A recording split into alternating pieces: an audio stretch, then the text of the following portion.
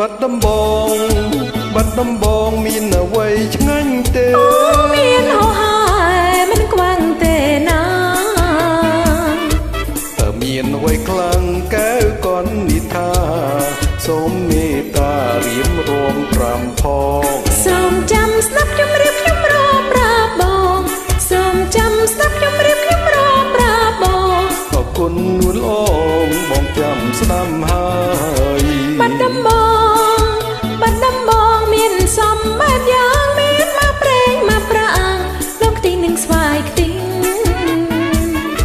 មានក្រូចពោធិ៍សិនផ្អែមឆ្ងាញ់ពិសេសចាំខ្ញុំបែងជូនបងពិសាអរគុណហើយកែវកននិថាអរគុណហើយកែវកននិថាញ៉ាំពីអ្នកណាទើបបងព្រមញ៉ាំបាត់ដំបងមានផ្អកត្រីប្រៃកុំពើជ័យឆ្ងាញ់ណាំងប្រលឹង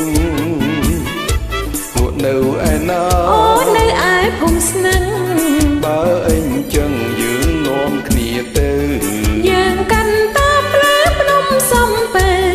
យើងកាន់តាមផ្លូវភ្នំសំពៅរួចហើយហួតទៅលេងបបៃលិនមើលផ្លែទុរេអូព្រមមែនទេឆ្ងាញ់ណាស់ណាមុំឯផ្លែសាវម៉ាវផ្អែមដូចទឹកខ្មុំពណ៌លឿងទុំដូចមានឆ្អិនឆ្អៅបបៃលិននឹងបាត់ដំបងសបាយណាស់ទៅបបៃលិននឹងបាត់ដំបងសបាយណាស់ទៅបងលេងចង់ទៅខ្ញុំពេញវិញហើយ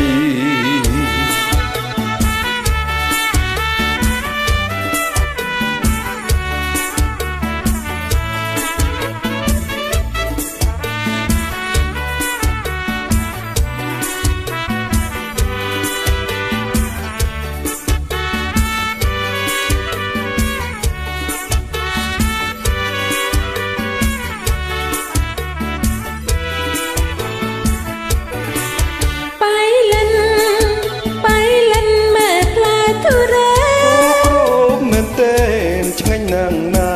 មុំឯផ្លែសាវម៉ាវផ្អែមដូចទឹកខ្មុំពណ៌លឿងទុំដូចមានឆ្អិនឆ្អៅបបៃលិននឹងបាត់ដំបងសបាយណាស់ទៅបបៃលិននឹងបាត់ដំបងសបាយណាស់ទៅបងលេងចង់ទៅមិនពេញវិញហើ